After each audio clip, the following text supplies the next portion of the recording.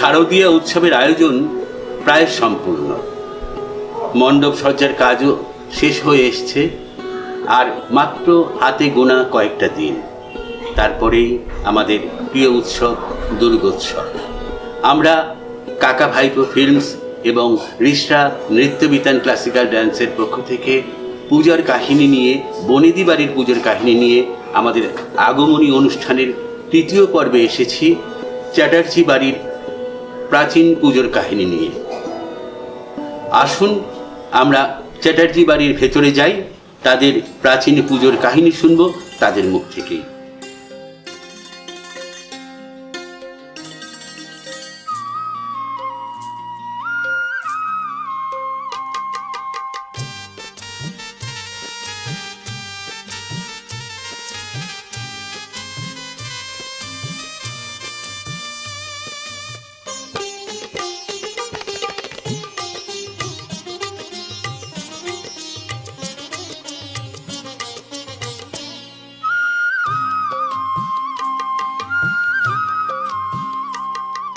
শিউলি তলায় ভোরবেলায় কুসুম কুড়ায় পল্লীবালা, শিউলি তলায় ভোরবেলায় কুসুম কুড়ায় পল্লীবালা, শেফালি পুলকে ঝরে পড়ে মুখে, খোপাতে চিবুকে আবে সে উতলা, খোপাতে চিবুকে আবে সে উতলা। শিউলি তলায় ভোরবেলায় কুসুম কুড়ায় পল্লীবালা, শেফালি পুলকে ঝরে পড়ে মুখে, খোপাতে চিবুকে আবে সে উতলা, খোপাতে চিবুকে আবে সে উতলা।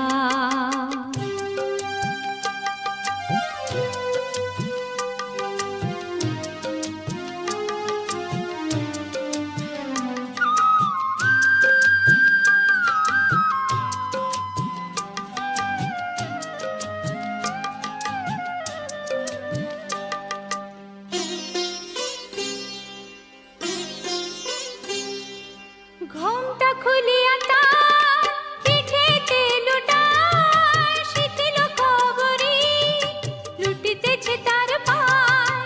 ঘোমটা খুলিয়া তার পিঠেতে লুটায় শীতল খবরি, লুটিতেছে তার পায়। নৃত্যের ভঙ্গে ফুল তোলে রঙ্গে, নৃত্যের ভঙ্গে ফুল তোলে রঙ্গে, আধো আধার বনতার রূপে উজালা।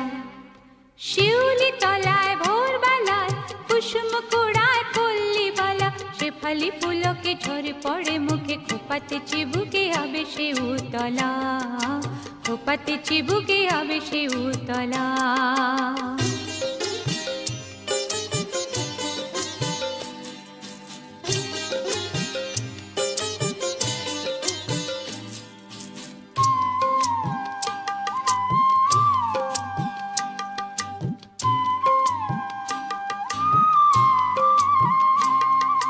নীলাজ পায়ে জোরে তার ওঠে ঝংকার, ঋণী চিনি মন হয় চিনি চিনি গো, চিনি চিনি। নীলাজ পায়ে জোরে তার ওঠে ঝংকার, ঋণী চিনি মন হয় চিনি চিনি গো, চিনি চিনি।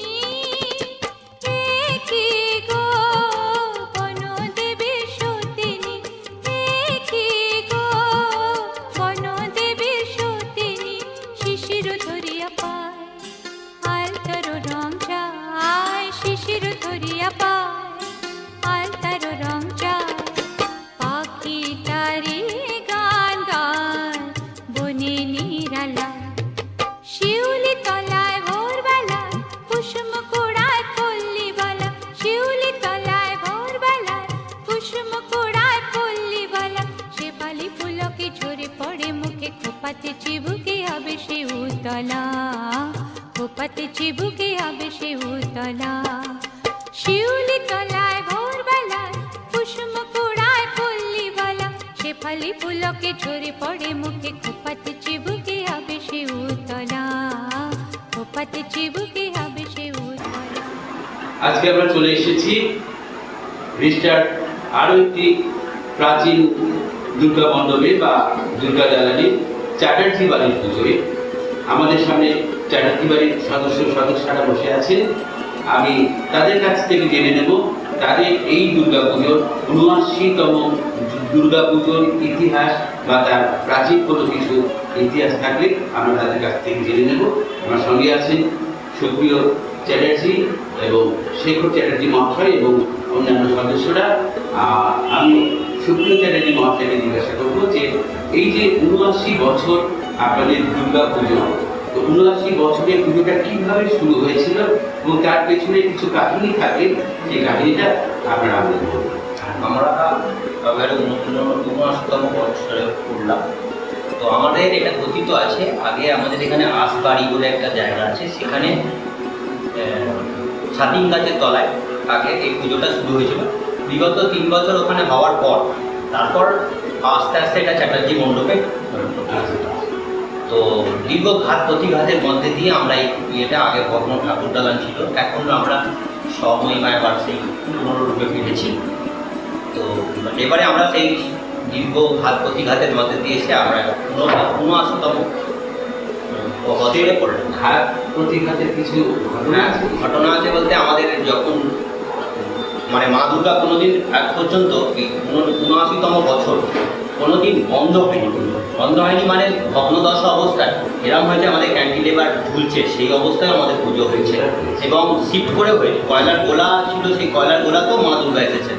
আচ্ছা, আর আপনি সেগুলো আপনি কিছু বলবেন যে এই পুজোর প্রাচীন পুজো পিছনে কিছু কাহিনী আছে বা অনেকের পুজোটা হয়তো মানে স্বপ্নাদেশে পুজো হয় বা কারো বিভিন্ন রকম মানে ইতিহাস থেকে পুজোটা শুরু হয়, সেরকম কিছু ইতিহাস আপনাদের পরিবারে আছে? সেরকম কিছু ইতিহাস আমাদের কাছে নেই, কিন্তু এই পুজোটা শুরু করে আমাদের কাকা দাদারা স্বর্গীয় নীলমণি চ্যাটার্জি, জ্যোতির্ময় চ্যাটার্জি, ভূপেন্দ্রনাথ চ্যাটার্জি, এদের উদ্যোগে এই পুজোটা শুরু হয়।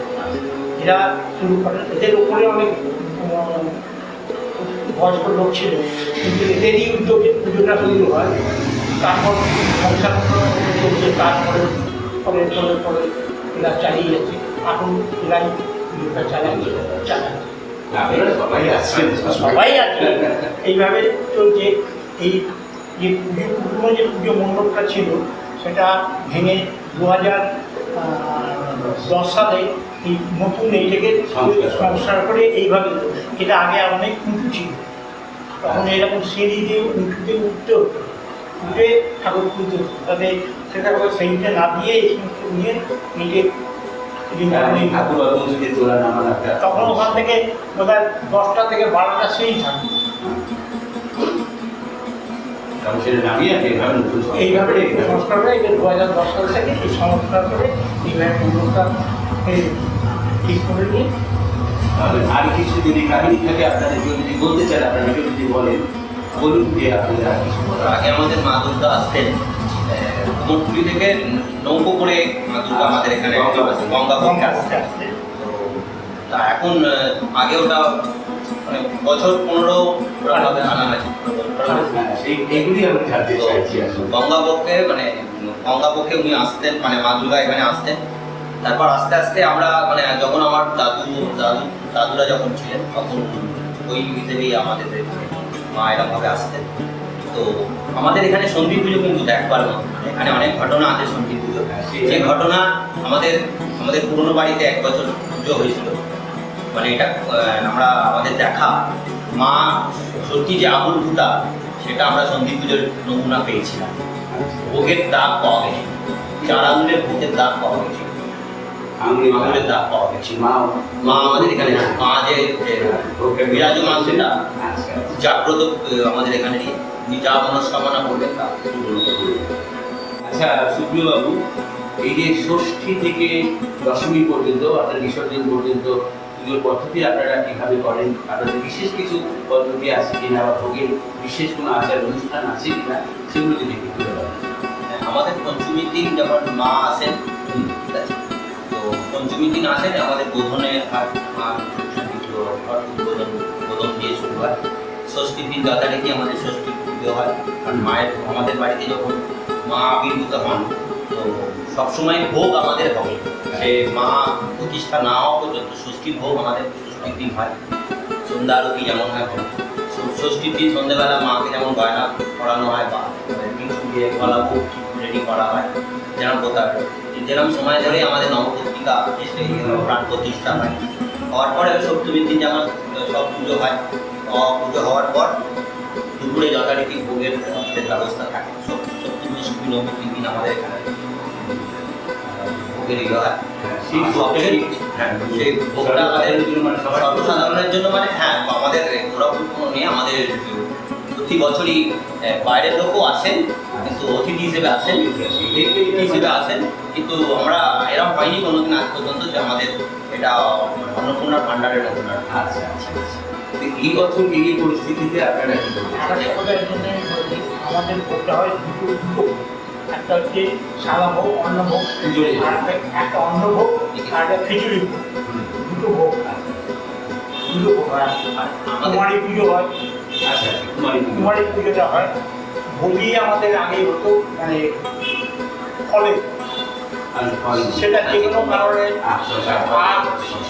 খাঁটি কুমড়ো এই বলি নিয়ে হতো, সেটা কোনো একটা কারণে বেঁধে যাওয়াতে তারপর থেকে সেটা বন্ধ হয়ে যায়। আর আমাদের অষ্টমীর দিন আমাদের যেটা সকালবেলা যেমন অষ্টমী পুজো হয়, সবচেয়ে বড় কথা আমাদের সন্ধি পুজো, যেটা খুবই একবার মতো আমাদের সন্ধি পুজোর একটা সেই সময় যেন একটা আলাদা আমেজ তৈরি হয় আমাদের এখানে। এখানে 108টা প্রদীপ জ্বালানো হয়, প্রদীপ প্রজ্বলিত হয়। তারপরে সেই আমাদের মধুসূদন বাবু 35 বছর ধরে আমাদের এখানে পুজোর সঙ্গে ওতপ্রোতভাবে জড়িত আমাদের কাছে। তো উনি এত সুন্দর প্রোনাউন্সিয়েশনটা মন্ত্র উচ্চারণের যা সেটাতে সত্যি আকৃষ্ট হওয়ার মতো। আর আমাদের নবমীর দিন কুমারী পুজোটা আমাদের নবমীর দিন। আমাদের বেণীমাধব শিলের পঞ্জিকা হিসেবে বেলুর মঠের তিথি হিসেবে নয়, আমাদের সেই তিথিতেই আমরা এই পুজোটা করে আসি। উনি কিছু বলবেন বলছেন? একটা কথা বলতে পারি এখানে যে আমাদের এখানে মানে সব জায়গায় যেটা হয় যে ব্রাহ্মণ কুমারী কন্যাকেই কুমারী পুজো করা হয়, কিন্তু আমাদের এখানে এই তিথি নেই, মানে শূদ্র হলেও সেখানে আমরা তাকে কুমারী রঙে পুজো করি। আর একটা বিশেষ কথা যেটা হচ্ছে আমরা সেটা মানে ফিল করি, যেটা হচ্ছে তোমার সন্ধি পুজোর সময় আমরা প্রত্যেকেই বুঝতে পারি, এখনো আমার গায়ে মানে ফেলা যাচ্ছে, যেটা হচ্ছে মা পুরো মানে আবির্ভূত ওই সময় ওই যে 47 মিনিট সময় আমাদের ওই সময়টি মানে দেবী এসেছেন বা উনি মানে জাগৃত হয়েছেন, সেটা আমরা ওনার ফেসিং দেখে বুঝতে পারি। ঠিক সন্ধি পুজোর ওই মুহূর্তটা যখনই শেষ হয় ঠিক তখনই কিন্তু মায়ের ফেসিংটা পুরো চেঞ্জ হয়ে, কিন্তু 47 মিনিট ওনার বেশি পুরো অন্য লুক থাকে, মানে পুরো একদম জল জল করছে, মানে সেটা আমরা সকলে ফিল করি, সেটা আমরা বুঝতে পারি। এবং কারোর যদি আন্তরিকভাবে কোনো কামনা থাকে সেটা অবশ্যই সেটা বুঝতে পারি। হ্যাঁ, আমার যেটা আমি এই বাড়ি মামার বাড়ি থেকে তো কিন্তু প্রতি বছর পুজোয় আমি অংশগ্রহণ আমরা করে থাকি সকলেই। আগেও বলা হয়েছে যে এই বাড়িতে মা কোনোদিন কোনো বছর যায়নি যে পুজো না নিয়ে মা গেছে, এরকমও 2 বছর ঘটনা আমার 30 বছরে দেখেছি যে পঞ্চমী দিন চতুর্থী দিন এই বাড়ির